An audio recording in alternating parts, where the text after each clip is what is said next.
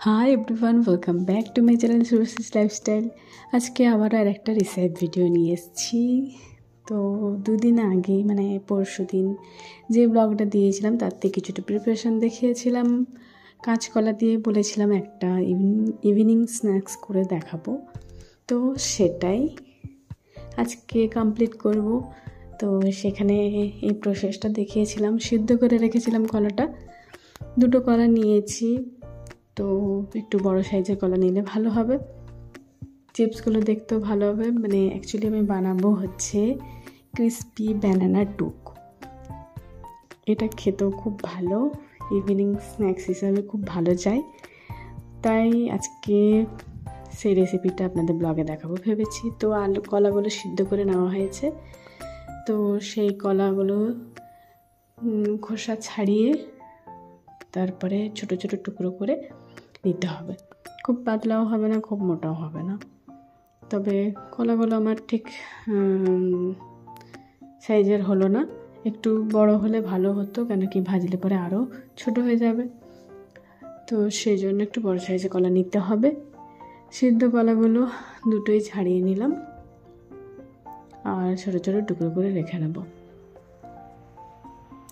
বিকেলবেলায় কিছু না কিছু খেতে মন চাই, চা বিস্কুট তো খাওয়াই হয়। তারপরে সন্ধ্যার দিকে কিছু ভালো এরকম বর্ষার দিনগুলোতে খেতে মন চায়, যেগুলো একটু ভাজা জিনিস আর কি, যেমন পকোড়া, নানা রকম চিপস, পাপড়ি চাট ভ্যারাইটিস, এই সমস্ত কিছু বেশ ভালো লাগে। তো সেই হিসাবে এটাও ভালো একটা আইটেম। ব্যানানা টুক, কলার টুকরোগুলো কেটে হলুদ আর বেসন দিয়ে মাখিয়ে রাখলাম, নুন দিয়ে নিই। এরপর তেলে ওটাকে ভেজে নেব। তেল গরম হতে দিয়েছি, একটু উপর থেকে বেসনও দিয়েছি। বেসন দিলে একটু ক্রিস্পি ব্যাপারটা হবে, আর একটু কর্নফ্লাওয়ারও দিতে পারেন। নুনটাই শুধুমাত্র দিইনি, নুনটা যখন উপরে সার্ভিং করব তখন সার্ভ করার সময় উপর থেকে নুনটা দিয়ে খেতে হবে, নাহলে নরম হয়ে যাবে। নুন দিলেই জিনিসটা নরম মনে হবে আর ব্যাপারটা একটু ক্রিস্পি হবে। সেই জন্য বেসন, কর্নফ্লাওয়ার, হলুদ এগুলো দিয়ে একটু মেখে নিলাম। এরপর তেলটা গরম হয়েছে কিনা দেখে ছেড়ে দিচ্ছি।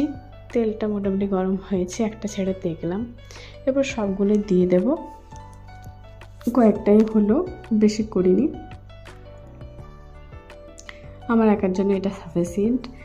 তো সবগুলো পিস সুন্দরভাবে ভেজে নেব। আর এটা খুব বেশি টাইম লাগবে না, যেহেতু সেদ্ধ করা আছে সেজন্য খুব বেশি টাইম হবে না। শুধু একটু ক্রিস্পি হওয়ার জন্য যতটা প্রয়োজন ভাজার সেটা ভাজতে হবে, একটু লাল লাল হবে। তো মিডিয়াম টু হাই আঁচে ভাজতে হবে। মাঝে মাঝে ভাজতে ভাজতে একটু পাল্টে নিতে হবে, বোথ সাইড যাতে সমানভাবে লাল হয়ে যায় সেটা দেখতে হবে। একটু লাল করে ভাজলেই খেতে ভালো লাগবে, যেহেতু এটা একটা স্ন্যাক্স হিসেবে ব্যবহার করা যায়। আর এমনি ভাতের সাথে খেতে গেলে একটু নরম নরম কলা ভাজাটা হয়, সেটা ঠিক আছে, কিন্তু স্ন্যাক্স হিসেবে যখন খাবো তখন সেটা একটু ক্রিস্পি হবে ব্যাপারটা। তো পাল্টে নিলাম, কয়েকটাই তো করা হচ্ছে, সেটা পাল্টাতে অসুবিধা নেই। আর এটা করতে খুব বেশি টাইমও লাগবে না। এর উপর থেকে একটু শুধু সামান্য কিছু জিনিস দিয়ে খেতে হবে, অন্য আর কিছু না, জিনিসটা শুধু বানানো হলেই হচ্ছে। তো লাল লাল হয়ে গেছে, এরপর ধীরে ধীরে তুলে নেব। দেখুন কালারটা কত সুন্দর লাল হয়েছে, যেমন হয় পকোড়ি বা পকোড়া সেরকম টাইপের। তো এরপর একটা আলাদা পাত্রে সব তুলে রেখে নিচ্ছি। তারপর বাকি প্রসেসটা দেখাবো। এটা তো আমার লং ব্লগে পেয়েছিলেন কিছুটা প্রসেস, এরপর বাকিটা আপনাদেরকে আজকের রিসেপ ভিডিওতে দেখিয়ে দিচ্ছি। সবগুলো তুলে নিলাম, এরপর নেক্সট প্রসেস দেখতে থাকুন। আর আজকে এই খাবারটা মানে আজকাল আর কি এই সময়টা হয়েছে এসব খাবার খাওয়ার জন্য, তো তাই মনে হলো একটু নতুনত্ব কিছু করি, তাই এই আইটেমটা মাথায় এলো। এই আইটেমটা নিয়ে এলাম আপনাদের সামনে। দেখুন কি সুন্দর ক্রিস্পি হয়েছে। তো এরপর এর সাথে বাকি সব ইনগ্রেডিয়েন্টসগুলো মিক্স করে খাওয়া হবে, সেটাই দেখাবো। একটু চটপটা করে যাতে একটু খেতে আরও টেস্টি হয়। শুধু শুধুও খাওয়া যেতেই পারে, সেটা নয়, কিন্তু যে কোনো জিনিস একটু আরও বেশি আকর্ষণীয় বা লোভনীয় করে খেতে বেশি ভালো লাগে। দেখতেও যেমন ভালো লাগে, খেতেও তেমনি ভালো লাগে।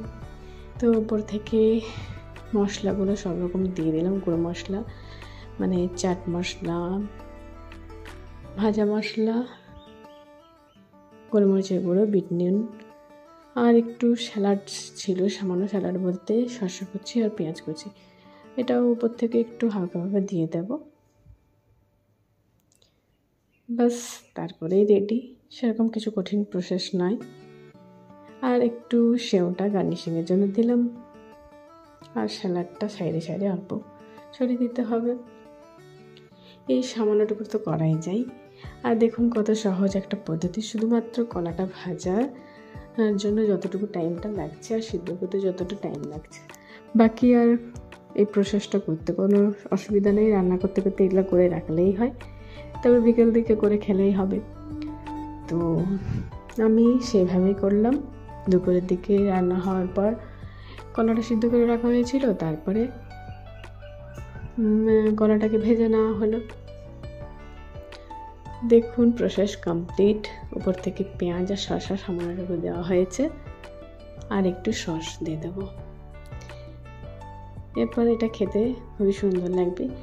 এরকমভাবে না খেলেও আলাদা করে শুধু ব্যানানা টুকটা খেতেই পারেন, মানে সস টস না দিয়ে। সসটা আলাদাভাবে নিলেন আর ব্যানানা টুকটা আলাদা রইলেও সেটাও আলাদাভাবে খাওয়া যায়, তবে আমি এরকম গার্নিশিং করে খেতে বেশি পছন্দ করি, তাই আমি ওইরকমভাবেই সার্ভ করি। তো আজকের এই আমার রেসিপি কমপ্লিট। দেখুন কেমন হয়েছে। এরপর আমি খেয়ে টেস্ট করে আপনাদেরকে দেখাবো। আর আমার তো বেশ ভালোই লেগেছে দেখতে। এবার খেয়ে দেখি কেমন হয়েছে। তাহলে আজকের ভিডিওতে সামান্যটুকুই আনলাম, উপর থেকে একটু লেবুও দিয়ে দিচ্ছি। আমার এই ব্লগ বা ভিডিও কেমন লাগছে আপনারা অবশ্যই কমেন্টসে জানাবেন, আমার ভালো লাগবে। ভালো লাগলে লাইকস, আর আমার চ্যানেলটা অবশ্যই সাবস্ক্রাইব করে যাবেন যারা নতুন আছে।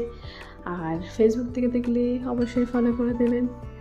নেক্সট আরও অন্য ভিডিও বা ব্লগ নিয়ে আসবো। সকলে সাথে থাকবেন, সাপোর্ট করবেন, এইটুকু আশা করব। তাহলে টেস্ট করে দেখছি, ওয়াও, বিশ্বাস করুন দারুণ লাগছে। আপনারা সবাই ট্রাই করে দেখবেন, সত্যি খুব ভালো লাগবে। সন্ধ্যাবেলায় এরকম খাবারগুলো খেতে দারুণ লাগে। তাহলে আজকের ব্লগ বা ভিডিও এখানে শেষ করছি। দেখা হচ্ছে নেক্সট ব্লগ বা ভিডিওতে। সকলে ভালো থেকো, take care all, stay tuned with me. See you next video. Bye and ta-da.